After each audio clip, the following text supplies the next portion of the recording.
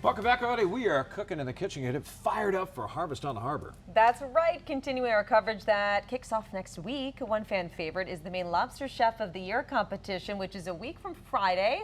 Executive Chef Hannah Ryder from 12 in Portland is here with us to share more. Good morning, Hannah. Thanks for joining us. Yeah, thank you for having me. So first off, you actually won this title back in 2023. Congratulations. Yeah, thank you. Tell us how exciting that was and what you made. So it was great. I actually had my mom with me at the competition. Fun. She'll be with me again this year, but it was my first year doing it myself, which is actually something I've wanted to do since I did the competition the first time in 2019.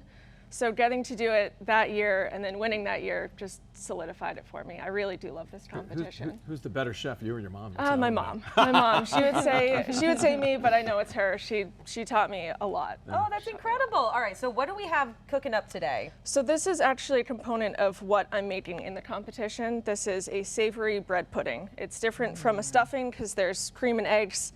Different from a normal bread pudding because we have ingredients like roasted garlic, caramelized onion here. So it's actually pretty simple to make, and it is delicious. So it's beautiful too. It's a crowd pleaser too. And it's definitely a dessert.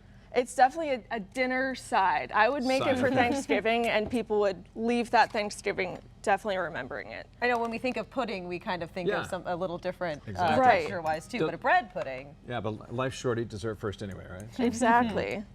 So I start this by some eggs, a little bit of stock here. We have mushroom, and then a little heavy cream.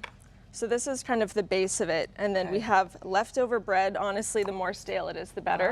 Because it can kind of soak everything up and really get that soft bread pudding texture we're used to. Is that garlic you put in there too? Yep, roasted garlic. That looks like a lot of garlic. Yeah, you'd be surprised. The roasting of it really takes it down in severity. And then we have some very caramelized onions here, done with a little sherry wine. Does it get you excited to see what the other chefs prepare too? I mean, it does. How creative people get?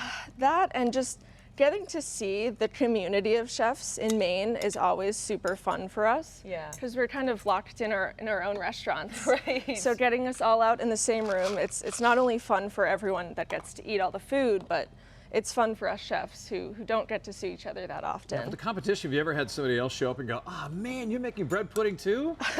Thankfully, that's never happened. This isn't usually the lobster accoutrement that you're used to, but they go very, very well together. So that's really all it takes is just your custard base, your day-old bread, a little bit of black pepper here. I would pour it into my staub, and then we end up with this lovely end result. How long do you bake it for?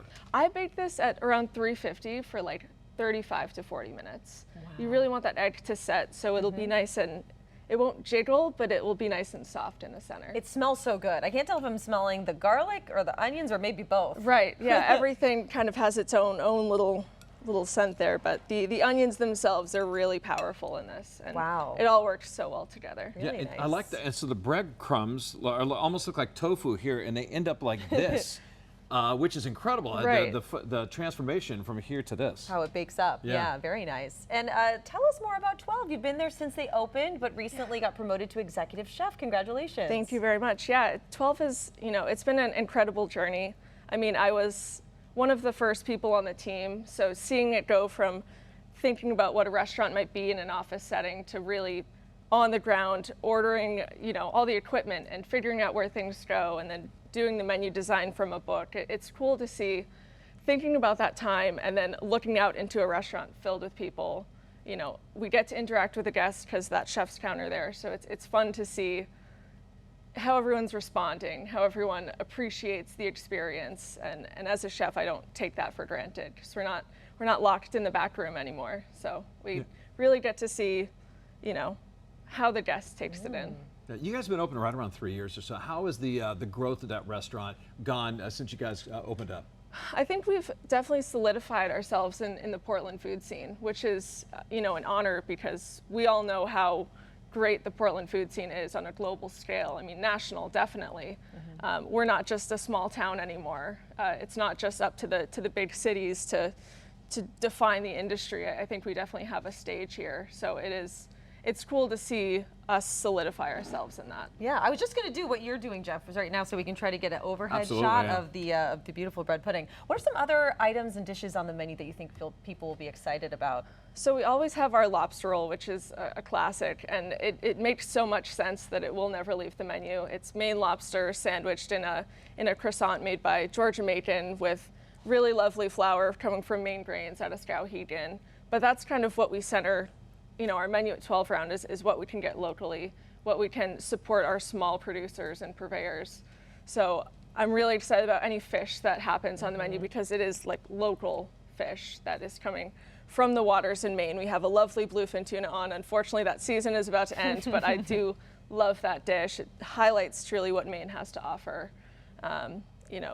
Our farmers are providing us with herbs still. It's not the height of season like August where we can get truly everything from the farmers market, but they produce throughout the year, and we really appreciate what they're able to do for us. And speaking of fish, let's talk about your location. You guys are like a stone's throw from the water. Right. Fish can just jump right over. Exactly. I mean, how is that being so close to the Casco Bay? I mean, when I am telling a guest about our Banks Island mussels, right, which we have on our menu currently, I can point and say the island is a stone's throw right over there as the crow flies 10 minutes. So it is cool that they see the connection between what we're doing and where we're getting our product. Amazing. And let everybody know where you are exactly and maybe your website so they can check out your menu and maybe make a reservation. So we are down on the Foreside Development area by the Sun Life Building and Freedom Boat Club in Portland. So our website is 12maine.com, and hit us up for reservations there. Yeah. Before we go, why did you guys name the restaurant 12? So it's actually a part of it's a pattern storehouse, and it was it was Building 12, which is where they kept the patterns that they would make the trains with back when that was the company down there. Wow. So we get that question a lot. Yeah, keep it a history. I like that. Yes. All right. And the Lobster Chef competition happening a week from Friday. Good luck. Looking for back-to-back, right? Yes, Okay. exactly. All right. Thank you, Chef Hannah, so much for joining us. Thank you, guys.